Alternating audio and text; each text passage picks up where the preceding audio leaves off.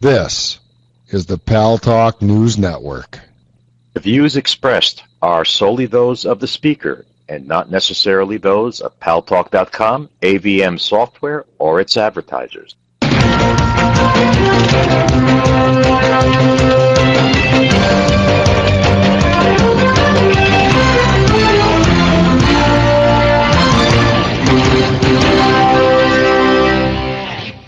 And a good evening to everyone. News Talk Online is online. News Talk Online is a production of Paltalk.com, the largest multimedia interactive program on the internet with more than 4 million unique users.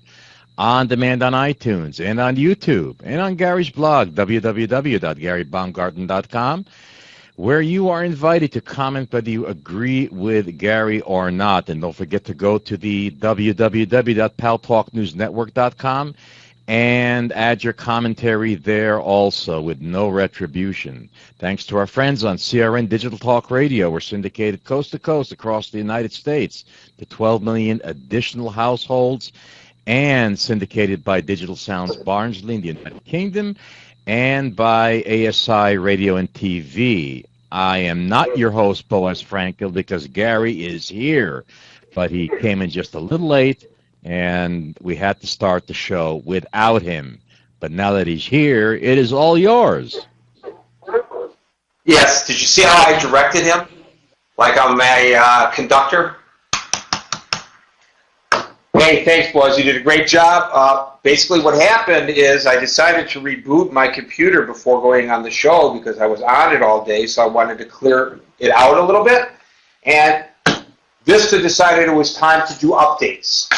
By the way, P.S., if you have a Windows machine and you're running IE, there is a critical update that you must put on your machine. The vulnerability was discovered the hard way when Google got slammed in China. The Chinese managed to hack into Google, and it was through that vulnerability. And then suddenly Microsoft said, uh-oh, we better fix that. Oh, great job you do, Microsoft. You know what happened, by the way, with regards to that, Boaz? I have, as you know, an HP laptop. Well, this has nothing to do really with the laptop. I have an HP printer. Now, HP, I believe, is the largest manufacturer of computers and peripherals in the world. I believe that's true. They're either number one or number two. They're right up there anyway. And obviously,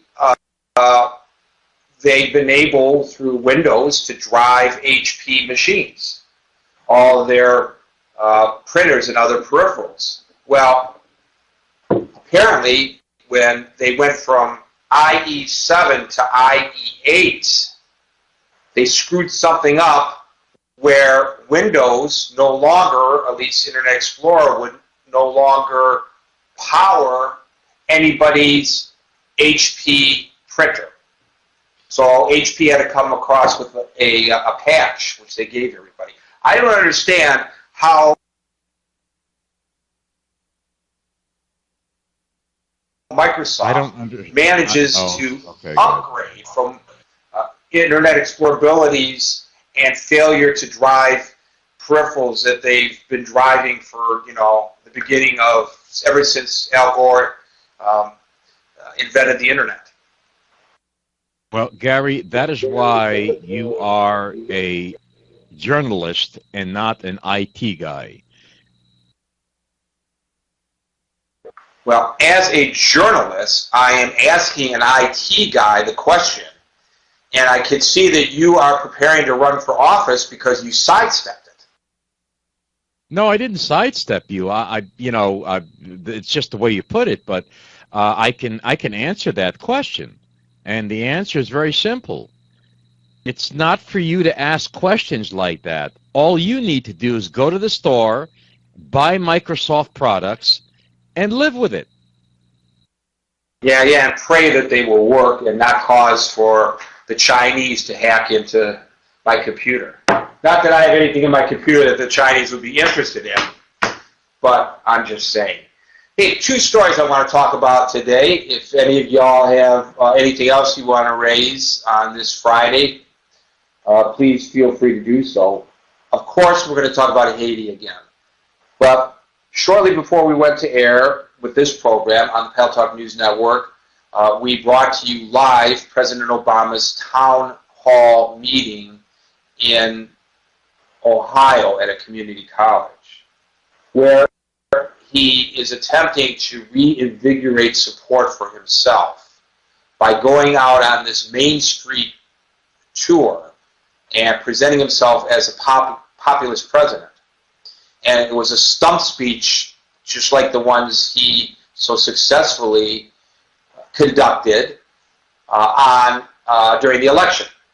Not very much different. And he vowed that we're still going to get health care, and he vowed that he was going to put the brakes on the runaway excesses and bonuses for the bankers on Wall Street. You know, this president has promised a lot of things, and he has set deadlines for himself. These are deadlines that his opponents, the Republicans, have set. These aren't deadlines that the journalists have set. These aren't deadlines that the public has set. These are deadlines that he has set for himself. And you know, this first year has been an education for this president. He thought that he was going to walk in and woo the Arab world and use tough love with Israel and put forth real quickly a Middle East peace solution. And he has now said, well, I was overly optimistic about that. Well, what about some of the other deadlines that he has set for himself? Gordon Osmond is a contributor to the Paltalk News Network. You can read him at palltalknewsnetwork.com. The hallmark of the shifting sands of Obama's first year in office would seem to be missed self-imposed deadlines, Osmond writes. Gitmo is still open. Oh yeah, that was a deadline. The calendar year mandate to Iran has come and gone without effect. That was a deadline. And most notably, recently and significantly, the ever-extending deadlines on health care reform have finally been overshot once and for all. Oh, how about this one? Gays in the military. They are still suffering in silence. But to be fair, Osmond writes, Obama's promise to do something about that was not coupled with a date certain, as others listed above were. I don't know, you would think the prudent thing to do, as a previous president would say, would be not to set a deadline that you don't know that you can reach, and put yourself into a position. He also promises jobs. Gordon doesn't mention this. Shovel ready. And during